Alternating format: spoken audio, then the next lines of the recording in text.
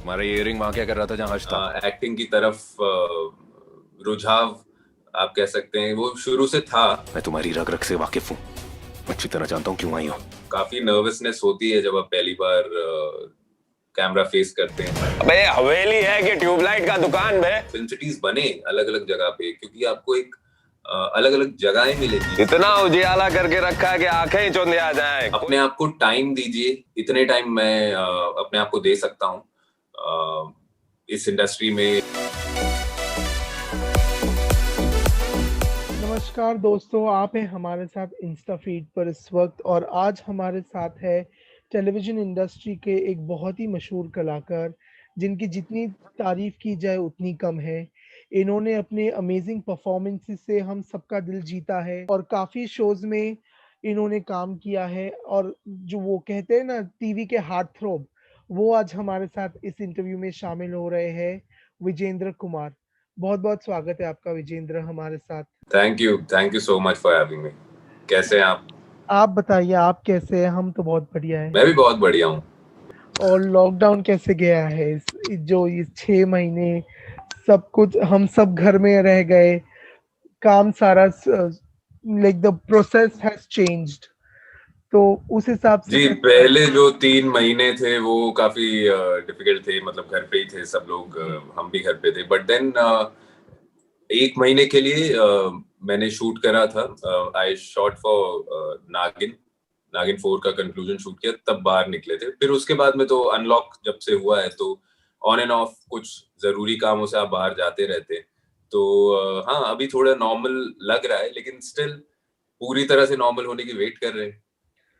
लेकिन TV industry पर इसका किस तरह से प्रभाव पड़ा है, इस लॉकडाउन का? ऑफ कोर्स बहुत बड़ा प्रभाव पड़ा है, और बहुत सारे शोज जैसा कि हम जानते हैं वो लॉकडाउन के बाद वापस ही नहीं आए। कई हुँ, शोज वापस आने के बाद में उनको कंक्लूड कर दिया गया, बिकॉज बहुत सारे इश्यूज होंगे। जैसे बजट्स पे रीवर्क किया हुँ, लोगों ने, और बहुत सारी स्टोरीज ऐसी होती हैं जो आप बीच में इतना सारा गैप आ जाए तो उससे वापस से ट्रैक में लाना, और ऑडियंस को, व्यूअर्स को वापस से अपने शो पर लाना, वो थोड़ा डिफिकल्ट हो जाता है। तो राइट। वो सब चीजें, हाँ, टेलीविजन फेस कर रहा है। एंड बहुत सारे लोग ओटीटी और डिजिटल प्लेटफॉर्म भी देखने लगे हैं, तो उस पे भी शिफ्ट हुए, तो आई एम श्योर कि थोड़ा बहुत फर्क तो पड़ा ही है। बट अभी जैसे-जैसे लॉकडाउन हो रहा है, हम ये भी देख रहे हैं कि काफ़ी सारे ऐसे शोज़ हैं जिनके सीक्वल्स भी आ रहे हैं या शोज़ कहीं न कहीं से मतलब वो जो जो जहाँ से छूटा था वहीं से कंटिन्यू होने वाले हैं शोज़ या कैसे होने वाला है? उस पर आपका क्या राय है? आई थिंक जो शोज ऑलरेडी ऑन एयर हैं, जिनका डिसीजन लिया गया था कि उन्हें वो ऑन एयर रखेंगे, वो तो आई थिंक कुछ नए ट्रैक्स के साथ में उन्होंने वापस शूट करना शुरू कर दिया। ऑलमोस्ट जितने भी शोज ऑन एयर हैं वो राइट। कर ही रहे हैं शूट, प्रिकॉशंस वगैरह लेके। और भी बहुत सारे शोज आई थिंक पाइपलाइन में हैं जो हुँ, पहले से अप्रूव हुए होंगे, जो अभी होल्ड पे हैं। तो करेक्ट। धीरे धीरे, स्लोली स्टेडीली बहुत सारी चीजें आ रही हैं। और सीक्वल्स का अगर कहा जाए, हाँ, मैंने भी 2-3 शोज की सीक्वल्स के बारे में पढ़ा, देखा, हुँ। And it's a good thing. शायद वो सोच रहे हैं कि जो व्यूअर्स पहले थे, व्यूअरशिप थी, तो उसको वापस से ग्रैब कर सकते हैं। Maybe that's a good strategy. Right. तो Vijendra tell us something about your journey. आपकी जर्नी कैसे स्टार्ट हुई? आपने कब ये सपना देखा कि आप एक्टर बनेंगे? आप यहाँ पर कैसे आए? कैसे आपको अपना फर्स्ट रोल मिला? सपना एक्चुअली, मैं कहूँगा कि थोड़ा बहुत एक्टिंग करना है, या एक्टिंग की तरफ रुझाव आप कह सकते हैं, वो शुरू से था।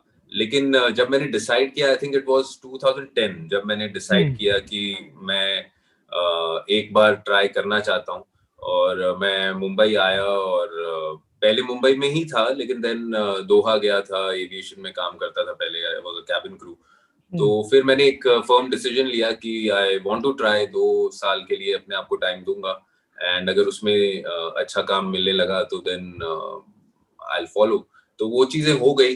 लकीली, टचवुड, भगवान का साथ रहा साथ में, और अच्छा काम मिलता रहा धीरे धीरे। तो आपका एक्सपीरियंस कैसे था जब आप फर्स्ट टाइम आप सेट पर गए, फर्स्ट डे आपका शूट का, वो एक्सपीरियंस सारा कैसे था? फर्स्ट डे में जब शूट पे गया था तो वो एक पायलट एपिसोड की शूट थी। तो वो शूट मेरे लिए पहला एक्सपीरियंस था, जब इतने सारे यूनिट के साथ और आप एक्चुअली एक्टिंग कर रहे हैं कैमरा के सामने। ऑडिशंस वगैरह तो अलग बात होती है। तो सबसे पहला बहुत फनी एक्सपीरियंस ये है कि मुझे टेक्निकल नॉलेज बिल्कुल भी नहीं थी। सो आई वाज लाइक, एक बार सीन करने के बाद में मैंने एक चैन की सांस ली कि थैंक गॉड इट्स ओवर, हो गया, ठीक से हो गया। लेकिन फिर पता चला कि बहुत सारी कटिंग्स होती हैं, इस एंगल से उस एंगल से, you have to perform so many times. ऐसा नहीं है कि मल्टी कैमरा सेटअप लगाया होता है। तो वो सब चीजें धीरे धीरे समझ में आई। बट हाँ, काफी नर्वसनेस होती है जब आप पहली बार कैमरा फेस करते हैं। तो वो एक्सपीरियंस किया एंड इट वाज गुड। अच्छा, but do you think that as a TV actor appearance आपकी जो लाइक आपके लुक्स, आपकी बॉडी, ये सब बहुत मायने रखता है? Like it is very important, if you don't have all of this आप शायद मे बी आप एक्टर ना बन पाए, ऐसा कुछ होता है क्या?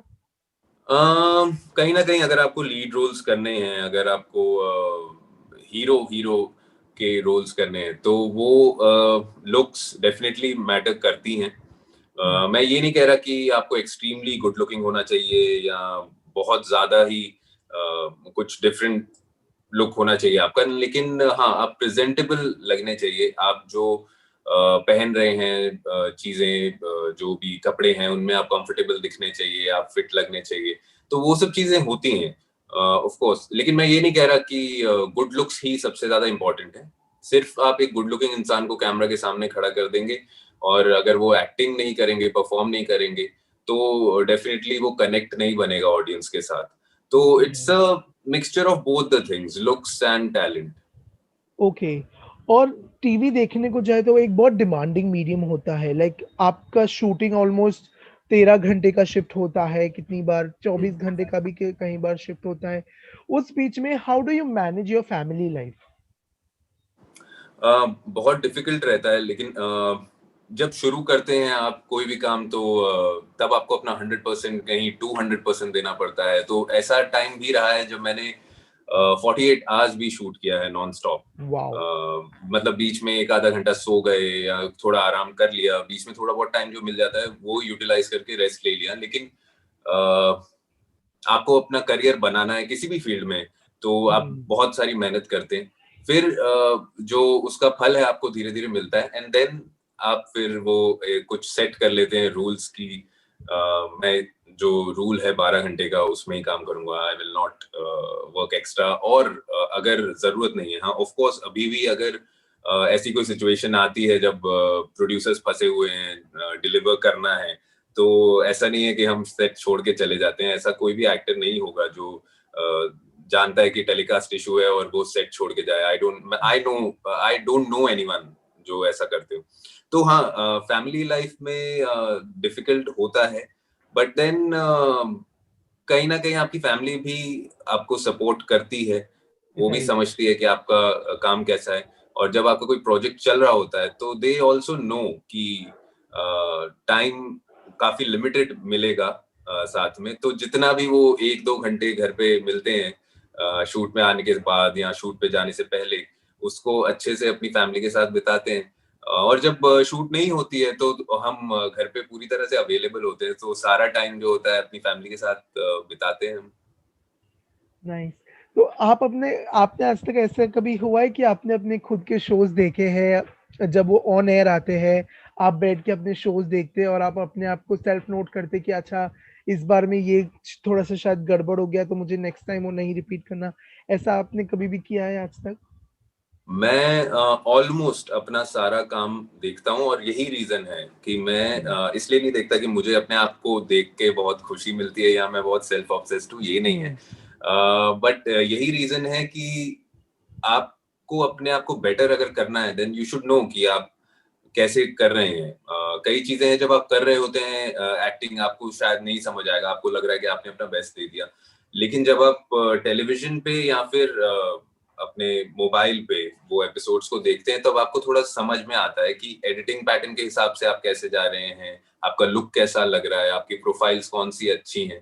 तो टेक्निकली बहुत सारी चीजें हैं जो आपको देख के ही समझ आएगा। तो यस, मैं देखता हूँ अपने जो भी एपिसोड्स होते हैं। और आपकी फैमिली का क्या रिएक्शन होता है? कभी ऐसे कोई परफॉर्मेंस होता है जो समझिए लाइक आपकी फैमिली जब आपको टेलीविज़न पर देखती है तो उनका क्या रिएक्शन होता है? उनका रिएक्शन बहुत जो भी सही चीज होती है वही वो मुझे बताते हैं कि अगर मैंने कहीं ठीक नहीं किया है तो भी वो लोग बताते हैं कि आज मजा नहीं आया, शायद आज पूरी तरह से नहीं दिया, you were not looking fresh और व्हाटएवर, जो भी चीज होती है क्रिटिकली वो बताते हैं। और अगर अच्छा किया होता है तो भी बताते हैं कि बहुत अच्छा था ये सीन, और कई बार शेयर भी करते हैं अपने दोस्तों के साथ या रिलेटिव्स के साथ। तो ये सब चीजें हैं। लेकिन हाँ, मुझे बहुत ही जो सही फीडबैक होता है वो मिलता है उनसे।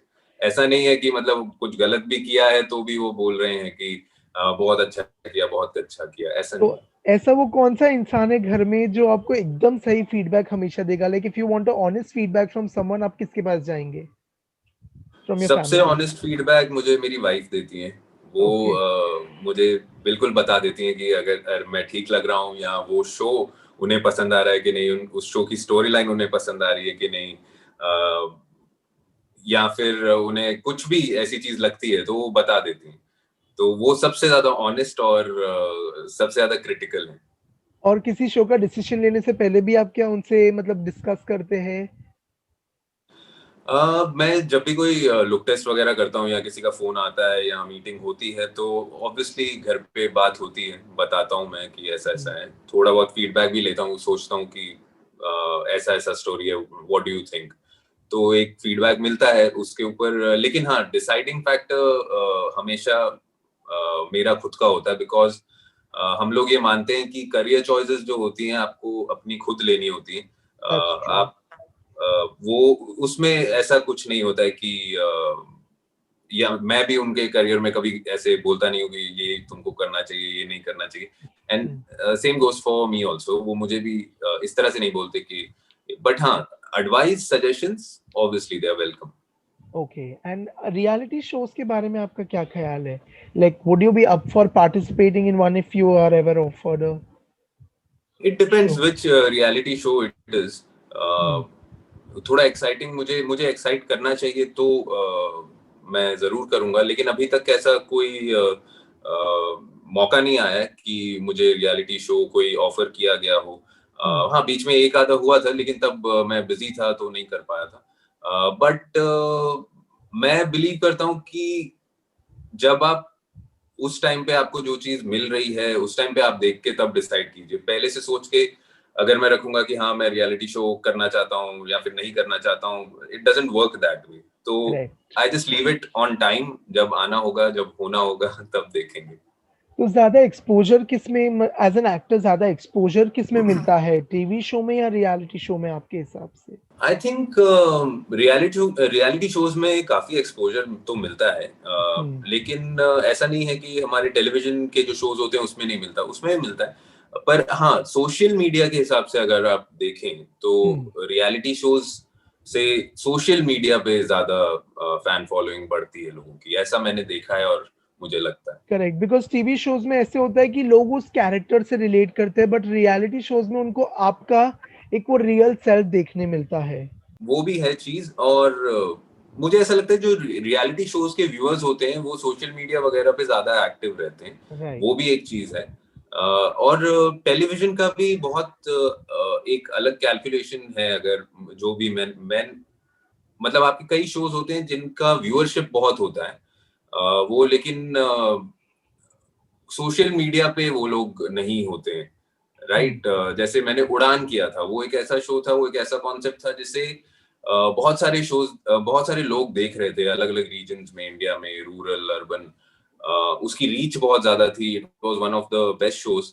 राइट, बट अगर आप सोशल मीडिया पे देखें तो सोशल मीडिया की जो ऑडियंस थी या व्यूअर्स थे वो इतना ज्यादा एक्टिव नहीं थे। तो वो सब चीजें डिपेंड करती हैं शो टू शो।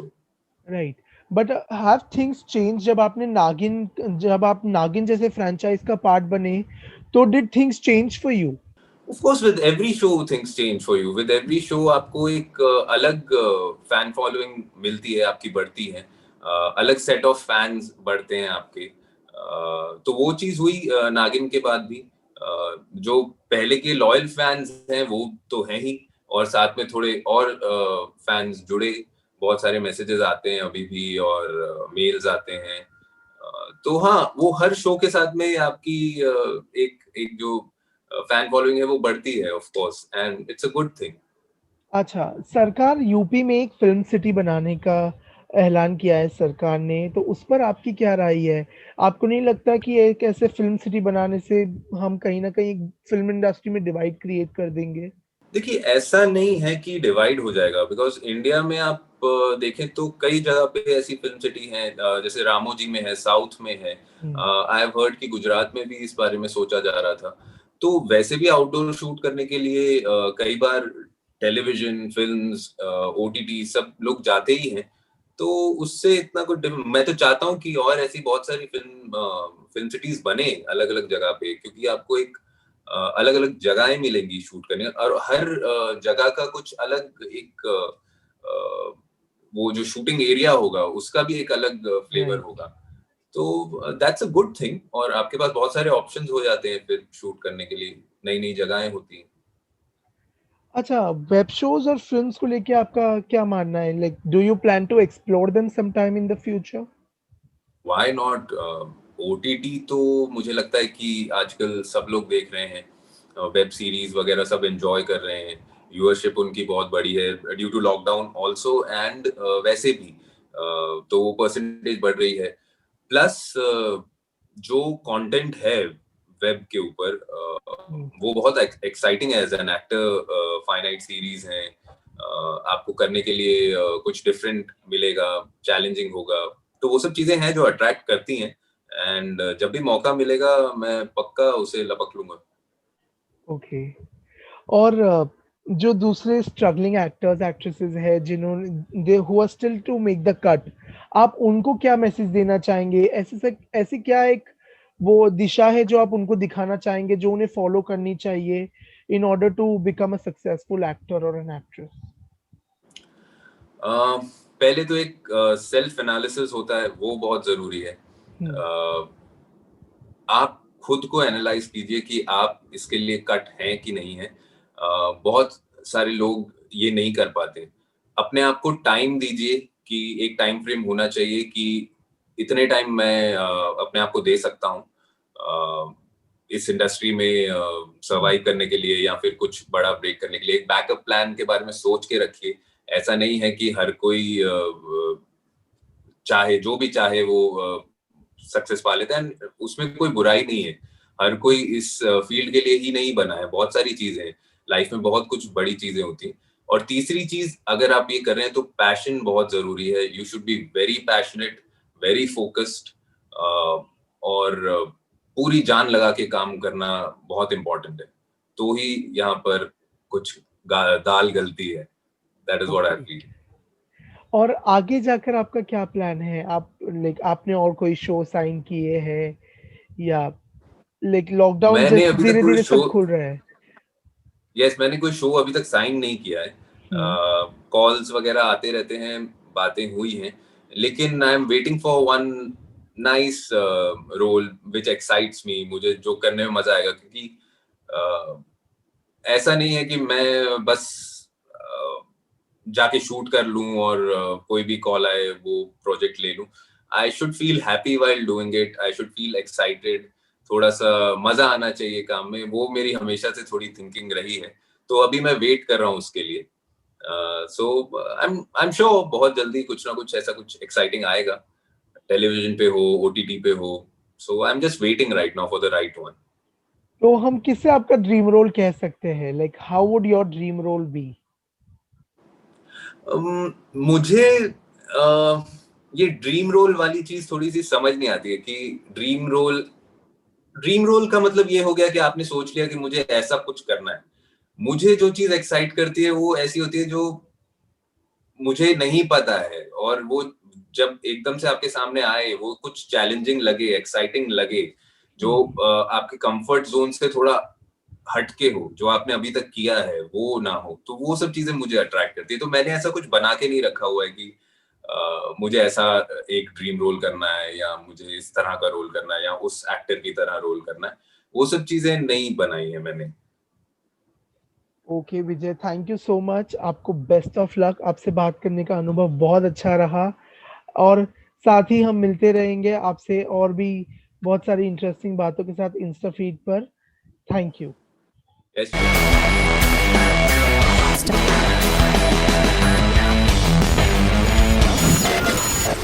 InstaFeed.